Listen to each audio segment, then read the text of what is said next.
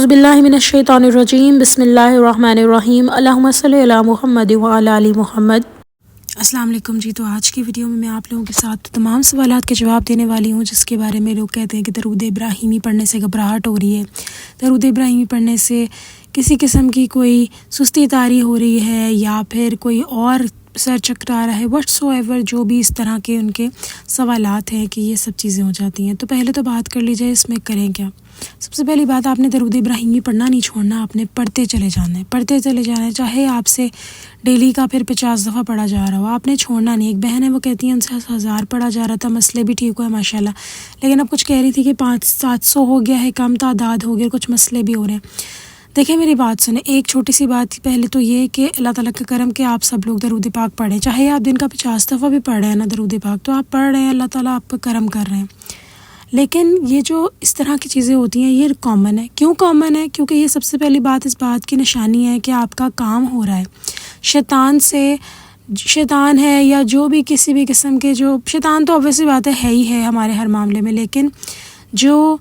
آپ کے معاملات بگڑے ہوتے ہیں، ٹھیک ہے، یہ کون بگاڑتا ہے؟ نعوذ باللہ، اللہ تعالیٰ تو نہیں بگاڑتے، یہ ہمارے اپنے گناہ ہی ہوتے ہیں جس کی وجہ سے ہمیں یہ صلے مل رہے ہوتے ہیں۔ لیکن دوسری بات یہ کہ آزمائش بھی ہوتی ہے کہیں نہ کہیں۔ تو جو بھی مشکل پریشانی ہوتی ہے اس میں ہوتا کیا ہے کہ ہمارے ساتھ یہ سارا معاملہ جو ہو رہا ہوتا ہے، اس میں ہمارے ارد گرد شیاطین ہوتے ہیں، اور وہ لوگ بھی ہوتے ہیں، خدا نخواستہ لوگ نہیں بلکہ جنات کہوں گی، یہ جو ان لوگوں نے خدا نخواستہ جادو وغیرہ کا جن کے ساتھ مسئلہ ہوتا ہے، تو یہ آپ کے اوپر سستی طاری ہونا یا پریشانی ہونا یا سر بھاری ہونا، یہ اس پہلی بات کی نشانی ہے کہ آپ کا کام ہو رہا ہے، اور یہ جو شیاطین ہیں، جنات ہیں، یہ نہیں چاہتے کہ آپ کا معاملہ خراب ہو۔ اچھا، ہر کسی کیس میں ایسا نہیں ہوتا، کیونکہ کچھ لوگ ایسے ہیں جو پڑھتے ہیں تو پڑھتے ہی چلے جاتے ہیں، کچھ لوگ ایسے ہیں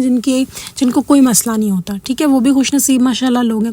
تو اسی لیے ہر طرح کی کیٹیگری ہے، ہر طرح کے لوگ ملیں گے، لیکن یہ پہلی نشانی ہے کہ آپ کے مسئلے حل ہو رہے ہیں، تبھی آپ کو اس طرح کی چیزیں ہو رہی ہیں، تاکہ آپ کے ساتھ جو ہے آپ یہ پڑھنا چھوڑ دیں۔ پہلی چیز تو یہ ایک مجھے بات بتائیں، جب ہم نماز میں درود ابراہیمی پڑھے ہوتے ہیں تب تو ایسی کوئی چیز نہیں ہوتی۔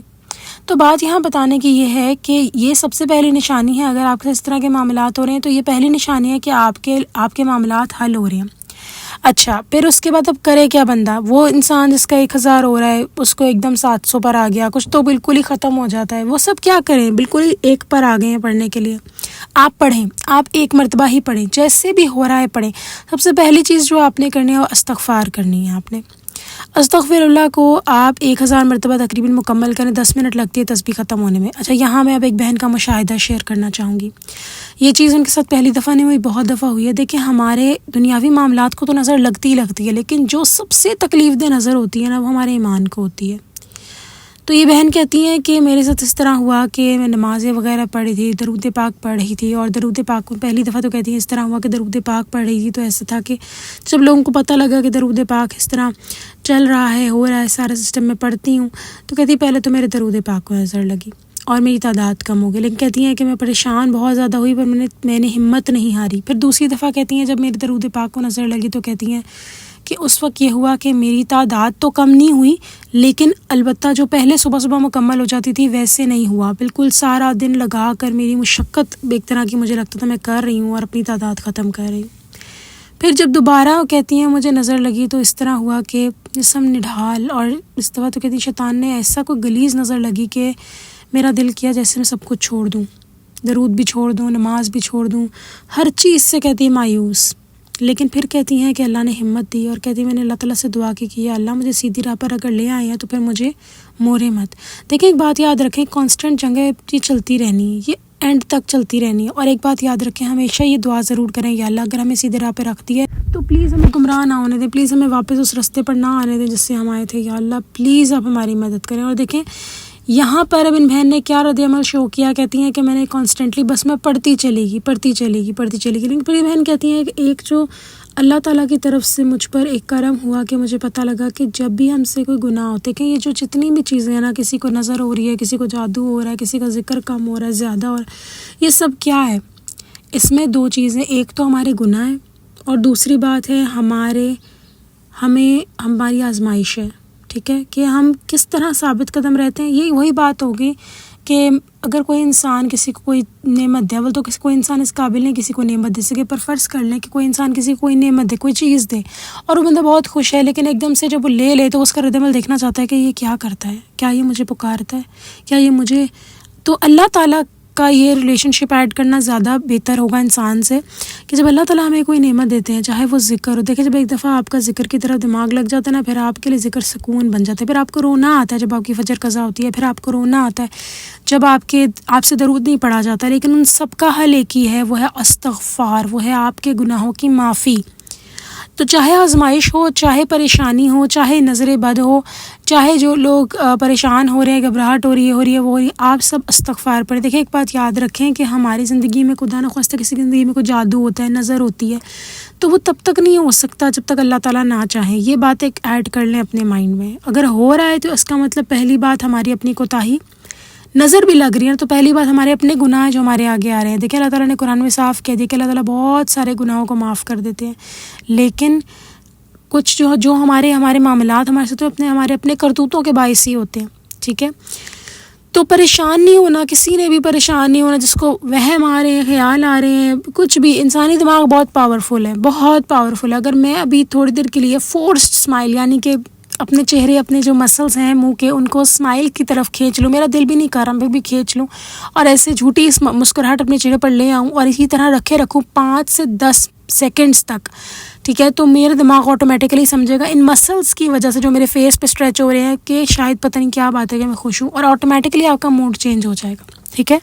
تو انسان کو اشرف المخلوقات بھی نہیں کہا گیا، بہت ساری چیزیں ہیں۔ آپ اپنے انسان کو نا ہمت بھی تبھی آتی ہے، ہدایت بھی تبھی آتی ہے، مدد بھی تبھی آتی ہے جب اللہ چاہے۔ تو وہ لوگ جن کو چاہے، جن کے درود پاک کو نظر لگ گئی ہے، یا جو بھی، جس طرح یہ بہن کہہ رہی ہیں کہ جو ان کو کہتی ہے ہتھیار مجھے بہت ٹائم بعد ملا، اور یہ تھا کہ جب ایسے معاملات ہو تو میں استغفار زیادہ سے زیادہ کروں، تو کہتی ہیں اب جب بھی ایسا کوئی معاملہ ہوتا ہے تو میں نفل تو پڑھتی ہوں مغفرت کے، لیکن اب استغفار بھی پڑھتے ہیں۔ دیکھیں قرآن پاک میں استغفار کی بہت فضیلت ہے، جتنا زیادہ آپ استغفار کریں گے اتنے زیادہ آپ کے مالی حالات کا ٹھیک ہوں گے، ہر چیز۔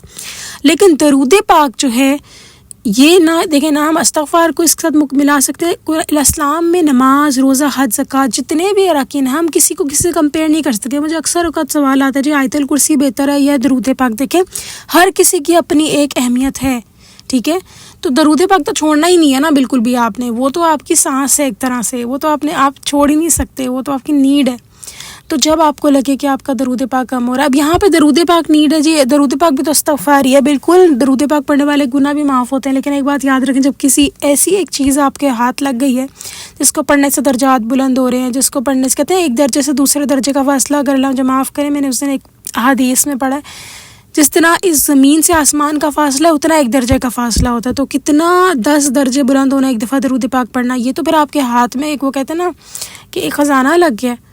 تو درود پاک کی جب طلب بڑھ جاتی ہے تو اس کی سب سے پہلی بات یہ ہوتی ہے کہ آپ کو لطف آتا ہے درود پاک پڑھنا، آپ کو پتہ ہے یہ آپ کے لیے آسانی ہے، پھر آپ کو دنیاوی معاملات، کچھ لوگوں کے جس طرح بہت زیادہ معاملات ٹھیک ہو جاتے ہیں، ان کو دنیاوی معاملات سے غرض نہیں ہوتی، ان کو ہوتا ہے بس ہمارا درود پاک ختم ہو جائے۔ تو یہ باتیں اپنے مائنڈ میں نوٹ کریں کہ درود پاک ہر سلوشن کی چابی، لیکن اگر ایک ایسی چابی آپ کو مل گئی ہے تو کبھی وہ چابی کھو بھی تو سکتی ہے نا ہمارے اپنے ہی کرتوتوں کے باعث۔ تو کرنا کچھ نہیں ہے، آپ نے سمپلی استغفار پڑھتے رہنا، جتنا بھی درود پاک پڑھا جا رہا ہے آسانی سے پڑھیں، اور اللہ سے ہر دفعہ معافی مانگیں، یا اللہ مجھے معاف کر دیں، یا اللہ میرے وہ گناہ جن کی وجہ سے میری عبادت نہیں ہو رہی، میری فجر پڑھتے پڑھتے ایک دم قضا ہو رہی ہے،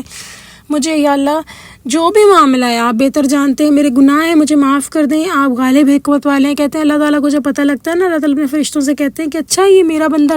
جانتا ہے کہ ایک اللہ ہے، اس کا یہ معافی مانگ رہا ہے، مجھ پہ امید رکھ کے تو جو میں نے اسے معاف کیا۔ تو اللہ بہت رحیم و کریم ہے، اللہ سب گناہوں کو معاف کر دیتے، اللہ تعالیٰ سے بڑھ کے کوئی نہیں ہے، بس اب اللہ تعالیٰ سے لو لگائیں، اللہ تعالیٰ ضرور مدد کریں۔ چلیں جی انشاءاللہ نیکسٹ ویڈیو میں پھر حاضر ہوں گی، تب تک کے لیے اللہ حافظ۔